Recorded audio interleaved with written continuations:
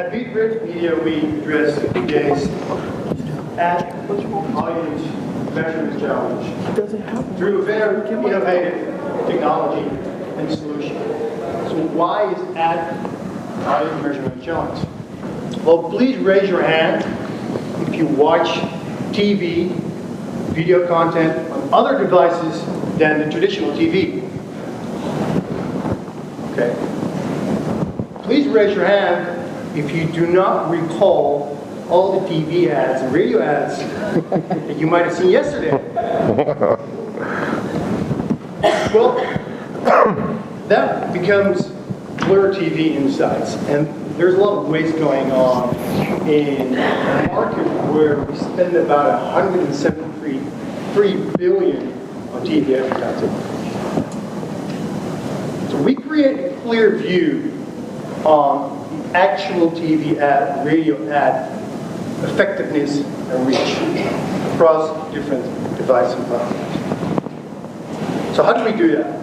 With an entirely new proprietary approach to audio content recognition designed specifically for passive media. So how does that work? So we have our own technology and our own product, our own app built on top of that. It's a white label app for consumers and panelists just to get rewards on. It runs unobtrusively in the background of your smartphone. Picks up the audio around them. It can only identify the ads or content that's in our database. We basically map individual exposure on an individual level. If we overlay that with surveys, you get a very accurate insight on the effectiveness of an advertisement. So how do we do that? So we trigger questions based on exposure, whether that's in the moment or delayed to an hour, or maybe after the end of the campaign. Sorry. So how does it help you grow? How does it help brands, media owners grow? On a $90 billion advertising market for TV and radio alone, it will help spending be more effective. With real-time metrics on the actual exposure across different platforms and devices. Which ads media buys drive the most? Brand awareness, web traffic, buying behavior. Which networks shows perform best? And what's the best combination of branded content on top of regular airtime? So why is the technology and why is the solution done right? So we provide real accuracy on the audio and the immediate exposure that we recognize. Whether it's with a lot of background noise, or whether that smartphone is in your pants pocket. And because our accuracy and the recognition work so well, we need very little data. The process is extremely efficient and lightweight. We never record or store any audio. And because it all works together very efficiently, the process runs on the smartphone without hardly using any battery. And this is the key thing for users, is nowadays a lot of apps are draining the smartphone battery. Simple implementation. Our platform very easily integrates in third-party panels and existing survey platforms. So why it's so efficient? Why it's so effective? Well, very comparable to, for instance, how Apple vertically integrates hardware and software. We've built the entire platform from technology, audio content breaking technology, and product, and the app on top of that, and very efficiently loaded together. That's why we say passive medium done right. Thank you.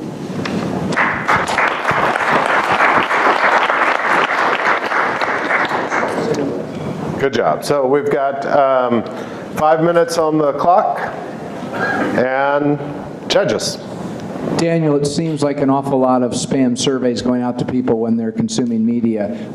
How much survey research do you actually need to do to make your model work? That's question one. Second question is, you're going against all the big guys in this space, right? The Goliaths trying to all crack the same thing. What makes us believe that we ought to be betting on you to win? So those two questions. Well, to answer your first question, so there's a lot of ways to trigger questions, and we don't spam user with surveys, so they can be very fluently, maybe one question or second question. But predominantly, it's an exit survey at the end of the campaign. So we're very gradual on that. In terms of your second question, so far the big guys haven't been able to do it right. So killing the battery either way, or the recognition was poor. So, I mean, looks like we're the only ones that are involved with where it just works. What's the source of the match elements in your library, in your database? And does that mean you're limited to only doing projects that people individually commission with you? Yeah, up until now, the sources that we matched are provided by our clients. We could easily just, have another source independently without getting. We can basically grab videos or advertise from YouTube, index them, we can recognize them. So we're independent content ownership. I'm a little bit unclear where your area of technical differentiation is. Is it around the matching, the quality of the matching? Is it the entire system that works together? Because this field is pretty crowded from a technology perspective, so it's not entirely clear to me how you're different. Well, I would say, why does Coke taste so good? Well, that's the secret sauce, I guess. But in overall, it's the technology that's been really designed for passive metering. Instead of just picking an audio recognition technology, for instance, like from Shazam, and trying to get that for passive metering, or another technology that's been designed to protect content for illegal content distribution and adapt that for passive metering on a mobile device. It just doesn't work. So we've took an entirely new approach and very efficiently integrated it with a product on top of that. So it's a combination of both sets together.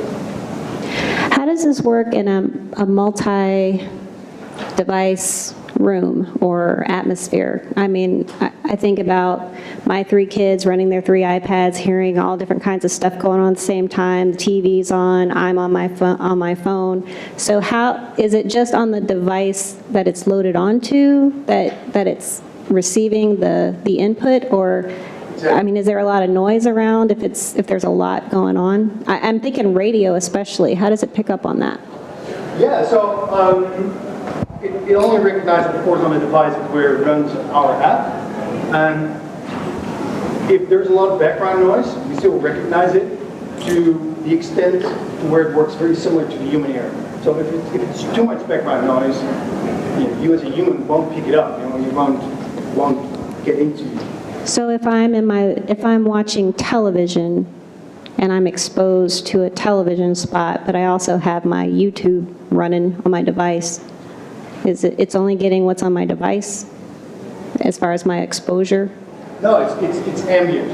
So it's on YouTube, it's on TV, it's on radio. If you take your smartphone in the car and you hear radio there, we can recognize how many times you've been exposed to a certain spot, whether that's TV, whether that's radio, independent, whether it's YouTube, independently across the platform. Like multiple things all at the same time, it's getting all that. Yeah, if it's multiple things on the same time, so if you intertwine the content, it will, so we have business rules for that in place, that if it's a lot of time switching in content, that data falls.